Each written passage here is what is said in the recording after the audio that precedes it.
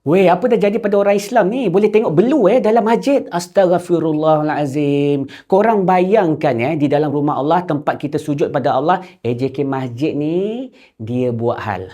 Boleh dilayan belu tu, dalam masjid tu. Kalau kau sangat-sangatlah pergilah tandas tempat syaitan tu. Ataupun kau balik rumah kau pergilah kepak bini kau tu. Aku sertakan sekali video ni yang kantoi ni. Tapi korang tengoklah dulu. Nanti korang tengok.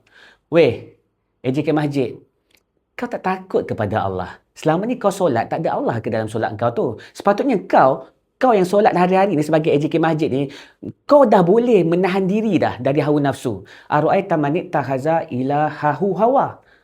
Lepas tu, imam yang menegur saksi yang ada dan akhirnya kita dikejutkan pula imam yang letak jawatan atau mungkin dibuang. Apa masalah masjid kita ni? Soalnya kenapa hari ini nafsu orang Islam macam tak boleh kawal hingga maksiat dilakukan dalam masjid?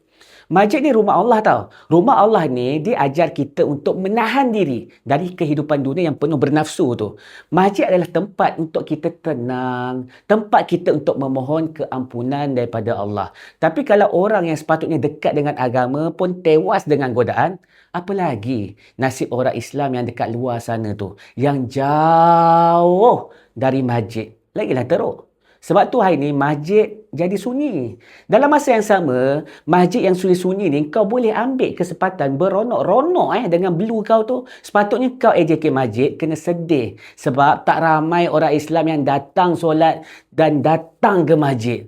Kau kena sedih tu. Inilah majalnya bila masjid sentiasa berkunci. Bila ada orang datang iktikaf, korang-korang ni lah yang AJK Masjid pergi halau orang. Orang nak tidur belah malam, kesuka hati diorang lah sebab mereka ni tetamu Allah. Bukan rumah kau, ni rumah Allah. Kau nak halau tetamu Allah, kau hanya boleh halau selepas hari ketiga. Kalau kau belajar agama lah, ini selalu bagi alasan tak bagi iktikaf lah, apa lagi? Sebab katanya takut kena curi lah, takut tabung kena pecah lah. Kadang-kadang tu masjid yang berkunci, bila dah habis waktu, terus kunci macam lintang pukang. Masjid ni sepatutnya kau kena open 24 hours macam mana restoran ataupun 7E. Ini bukan kisah nak menghukum lah. Tapi ini muhasabah.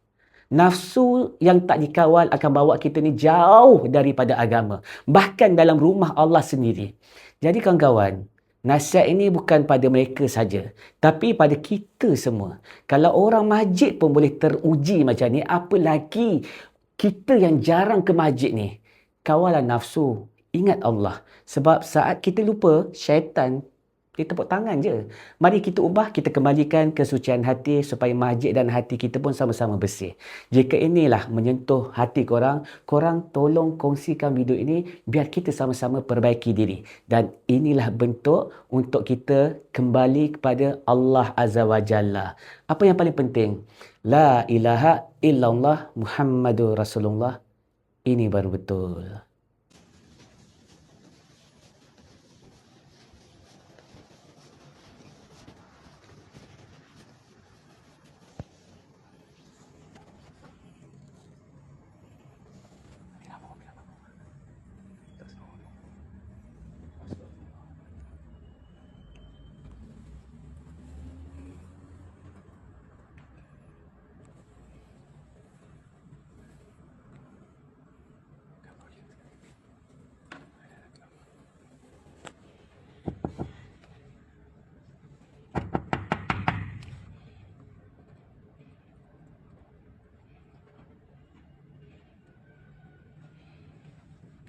Tengok.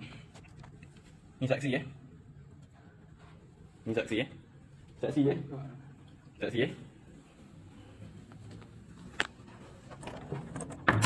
Buat apa, Cik? Tak ada. Tak ada apa. Apa yang tak ada apa?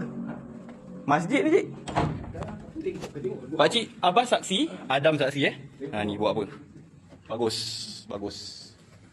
Ni masjid tau, Masjid Al Ihsan Bukit Baru